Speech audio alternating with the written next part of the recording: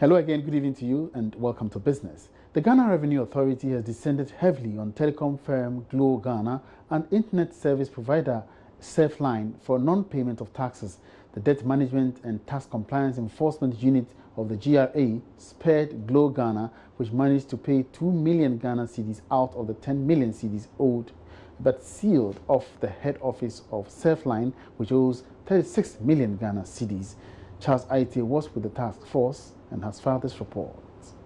Joy Business crew, together with some selected media personnel, was left at the forecourt of the Glo Ghana office for hours as management of the company were locked up in the crucial meeting. Glo officials resolved to defray 2 million cedis of the overall debt. Bobby Ensa is the public relations officer of the GRA.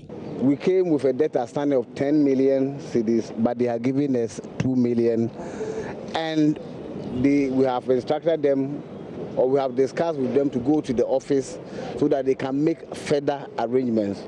So this is we have 3 checks, one for 1 million, another one for 500,000, and another one for 500,000. So out of the 10, we have 2.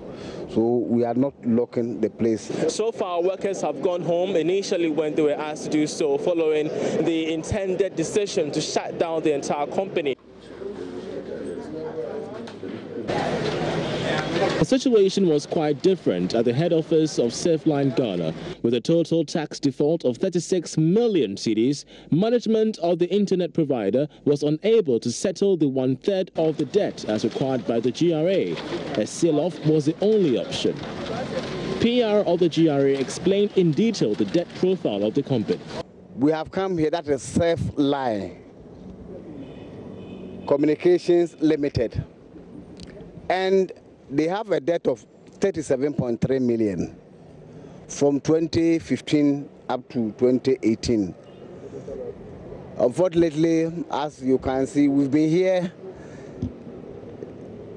They did not make any payment. For that matter, we have locked or sealed off the place as the law requires.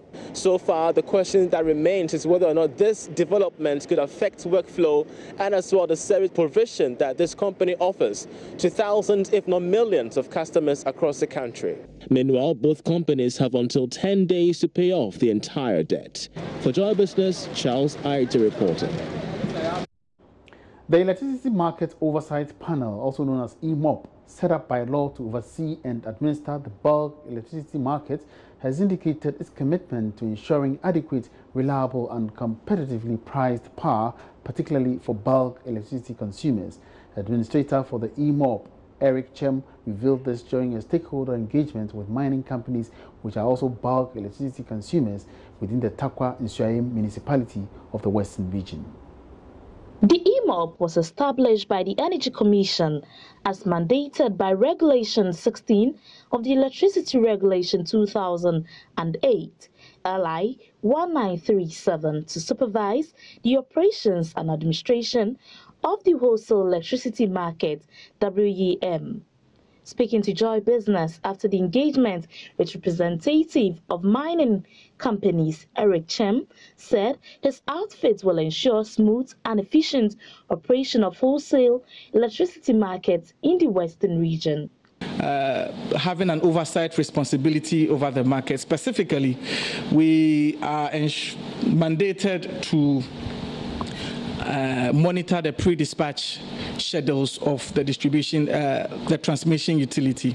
So for Gridco, Gridco will submit to us a day ahead their dispatch schedule for the next day. Oversight panel will then have a look at the pre-dispatch schedule, make sure there is fairness, make sure everything is okay. They are dispatching according to the set terms or the methodology to be dispatched, and then we will okay them to get the dispatch done. We are also mandated to settle disputes between market participants.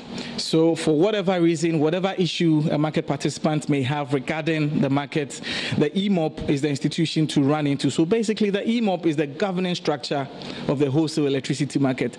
The participants welcomed the initiative and believe that EMOP would ensure the effective and consistent application of the rules and standards by the utilities and make appropriate recommendation to the Energy Commission. Now we have come to know that we have a referee where we can really lodge a complaint and also compliment the operators. We as consumers of electricity or bulk consumers have been able to express what our concerns are.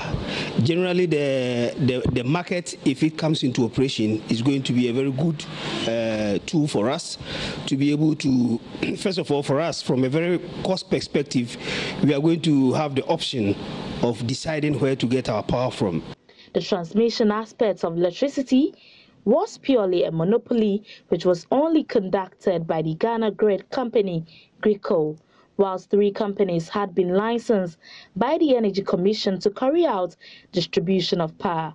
They include the Electricity Company of Ghana, ECG, the Northern Electricity Distribution Company, NETCO, and Enclave Power Company in the Tama Enclave.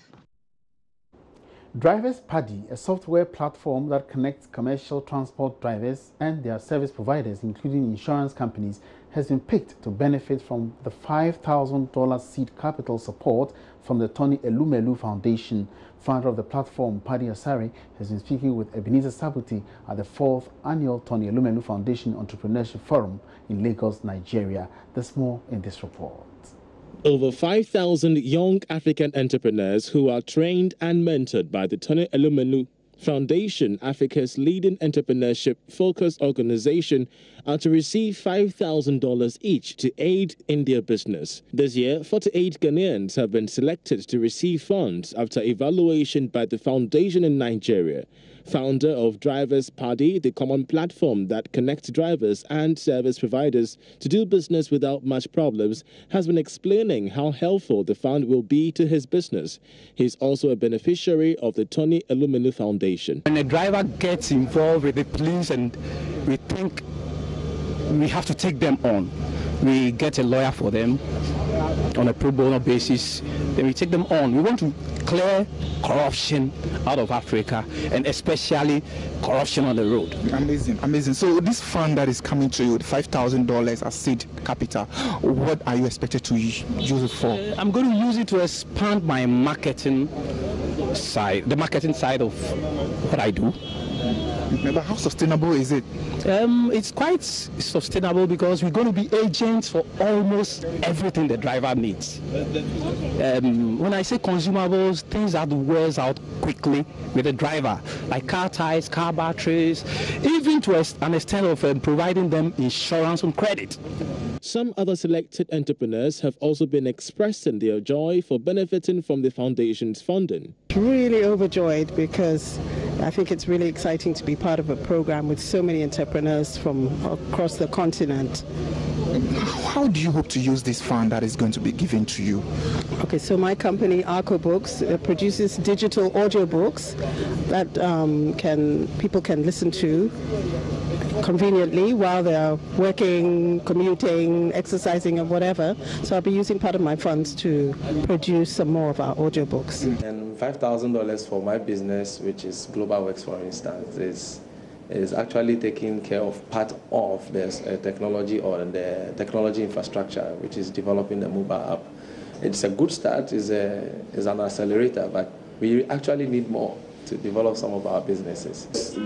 Some of these feelings you can't really explain. I remember when I was applying to Tony Elumelu, I finished 1158 because I was not really sure if I should apply it or not, if I was going to get it.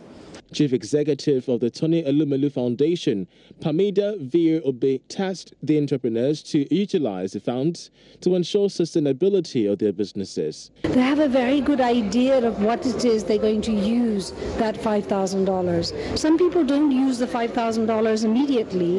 They will keep it and they will continue to build and find paying customers for their products and services.